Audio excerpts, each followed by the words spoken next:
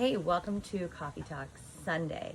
We thought we'd try something new today and do a Sunday sit down together because we'd like to have more time to just dive into a topic than a quick Coffee Talk Tuesday.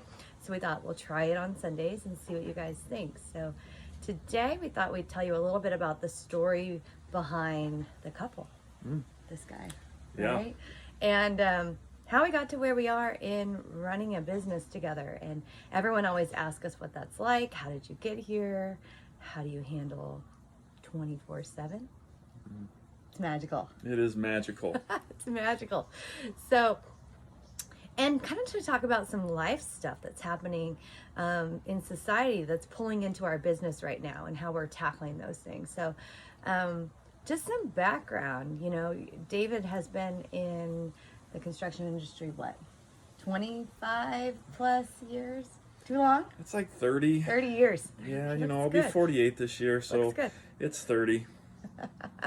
And I have been with him in this industry for just a little over 2 years. But before that, I had 15 years in higher education, having a really solid career, learning how to scale a business. And I was had a master's degree in business before I started there. And really at the height of my career, helped an auxiliary organization grow from $5 million to $30 million. So a really successful career, but had a lack of fulfillment in that. There was some calling, there was some leadership growth that I wanted to do, and there was this calling on my life to step out and partner with David. So what was that like when we decided it was time? Well, it was funny. It was definitely a God thing, and we had been talking about it as, already have been in the business at CBSI for almost 20 years. I know that I needed to do more as a leader, as going to be the president of the business, to do a 5-year plan. And God was just saying that 5-year plan was Sarah and I doing this together. And this is way before we even talked about it. And it was just something that was always on my mind and my heart. And then we started talking about it, and it was also on her heart. And we said, think of the things that we can do together as a couple to lead a business and lead it in a different direction and do different things. And so we put it down on paper and prayed a lot about it, talked about it, how was this going to look, what was going to look like for her to come into something different. And the picture I painted and expressed to her was magical, and everything was going to be perfect, and it was just going to be without issue. And what was the reality of that? It's magical. I think it's been the hardest 2 years of my life because I took a really bold, audacious step to say, okay, God, I trust you in this season of my life where you're calling me out to help scale the company, to step out from my career and my identity, which was really successful at the time. Our lives were very intertwined, but we both were running really big things. And so it was challenging to feel like I lost myself and my identity. I became David's wife. I became the woman in the business because I was his spouse, not because I had any abilities to be there. And I had built this career for 15 years where I was surrounded by strong leaders in higher education and high academics, and everyone was kind of running in the same sphere. And so to step out of that in faith and walk into construction management, which is nothing of what I ever wanted to do, wasn't on my big vision board for my life. Like, yes, I'm going to go into construction management. But I knew I could lead people. And I knew that I was a leader, and I knew I could scale a business because I had done it. And so I said, sure, I'll step into this with you, because he sure made it sound like it was going to be fun. Yeah, and bringing someone at a high level into a business, it's not easy. As much as I prepared the business and our staff saying, hey, this is the plan that I see to launch this business to the next level, and set aside the fact that it's a family-owned business, my father and I own it, but to have a team that has been with us for, up over a decade, some of them saying, hey, we're going to bring in a high-level leader. By the way, it's Sarah. And they knew her as my wife. They knew Wife. her as a friend, but didn't know her abilities. Again, her being from higher ed. So it was tough at first, obviously, specifically for her, coming into it and gaining the respect, but she did it. And, to fast forward, even within a couple of months, she had the trust of our staff, and it wasn't easy. It wasn't easy for them. It wasn't easy for her, and it wasn't easy for me, being kind of in the middle of it and trying to navigate what this looks like, knowing that there was a bigger picture and that in the long run this was the right thing and it was going to be successful. So those were some tough days and some tough nights.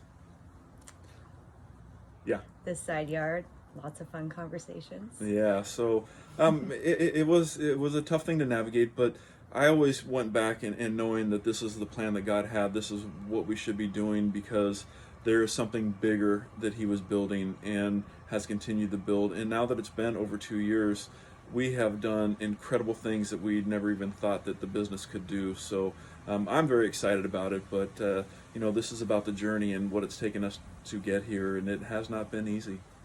No, and I think that every time we took a step forward and I really felt like I got my footing and started to find my own identity there, I would be struck by the challenges of being a woman in construction. And I'm not in the field running a job site, but I'm leading a company, which means I'm also dealing directly with clients. I'm managing changes that are happening in their organizations at a really high leadership level. And I never anticipated what the fallback was going to be of being a strong leader. And I think the things that David loved of how I was a leader in an educational institution when I would come into construction, that was a whole different ball game, and the conversation's different. It's not an equal playing field. You're not respected just because you showed up and you have a background that says you should be at the table. So I think the past couple of weeks have been really interesting to us. We've had this narrative, actually for the past probably month and a half, that's been running around the circle of our company and with clients, as well as with other partners. And it's really been interesting to see how we evolve as a society to say women are equal and we're going to be a partner with you, and then to actually see what happens to women leaders and in a male dominated industry. So David's been getting to watch some of this, and I would come home and I would talk about it to him, but he didn't have perspective. And I feel like the last couple of months of watching us, the leaders and the women specifically in our organization, strive to be treated as equal. When we're out in the field, I walk on a job site and I can have a superintendent say, "Mrs. Suter, it's really great that you spend so much time with your husband during the day." And it might seem so harmless, but man, the intent behind that is, you can't even say my name, which is Sarah, not Mrs. Suter. I have an identity outside of being David's wife. It's magical, but I do have an identity outside of that.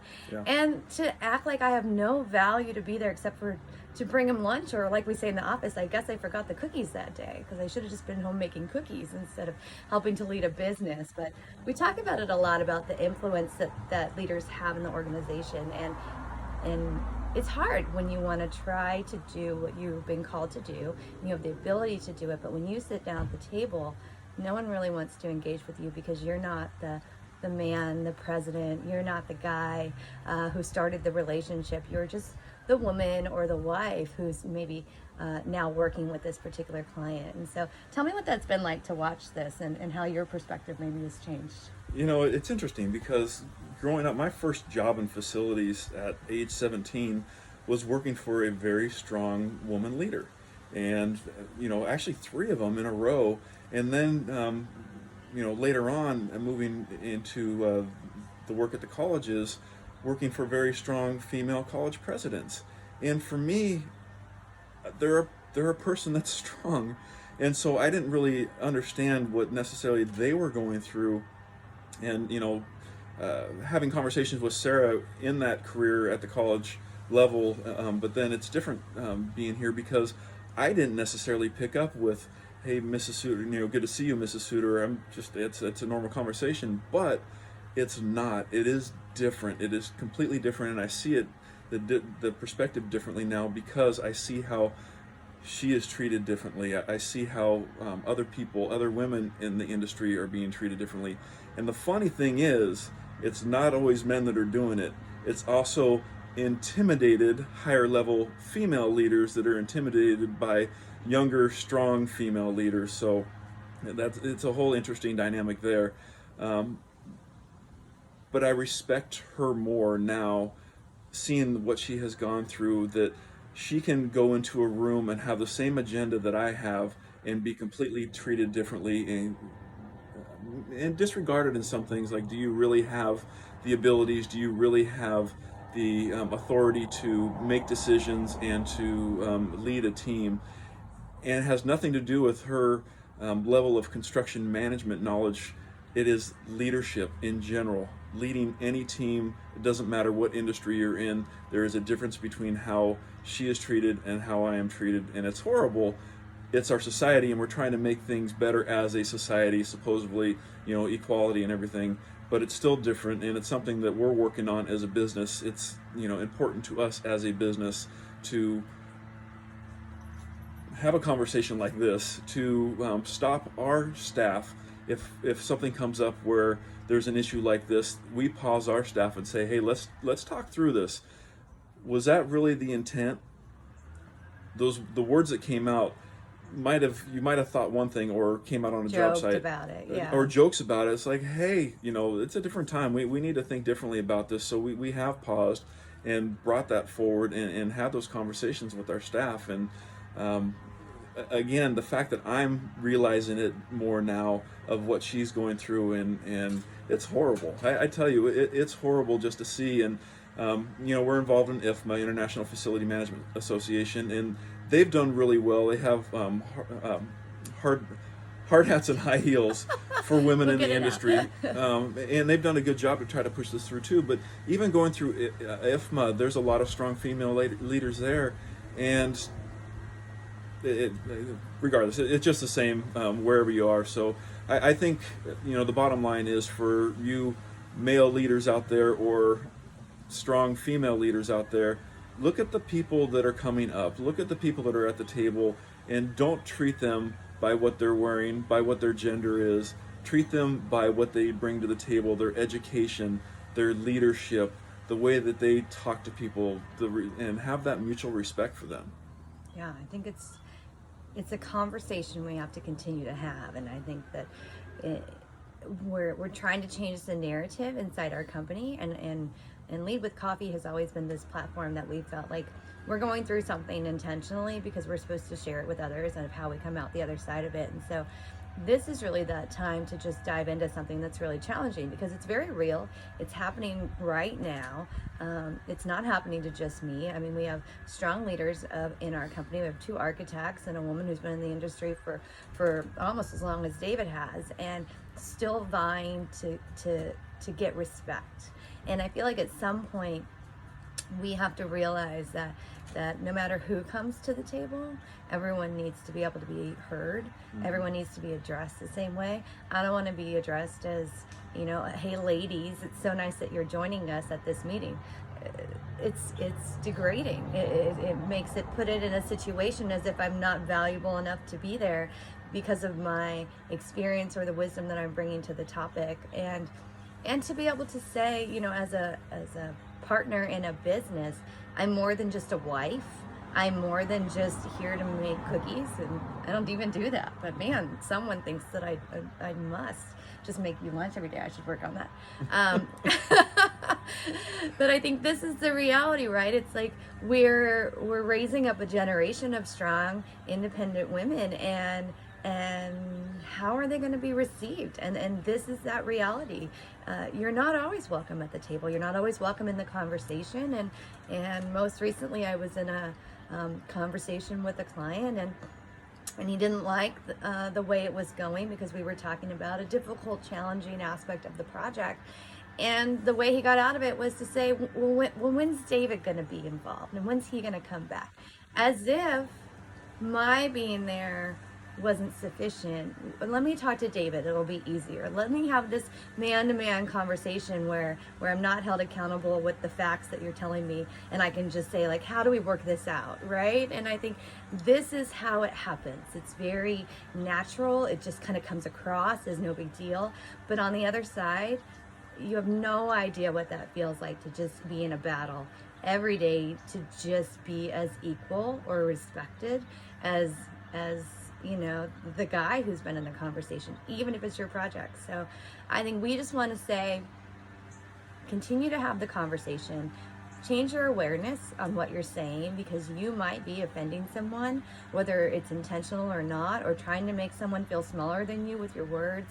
And you don't know the struggle that they've gone through to get to where they are and the battles they face every day. And that's for anyone, men or women. But we want to show what it's like as a couple and leading, and get that perspective out there, because it's an important conversation. So we're going to try to come to you on some Sundays with deep dives into real life things, and let us know what you think. Let us know what you want to learn about. Let us know if this helps.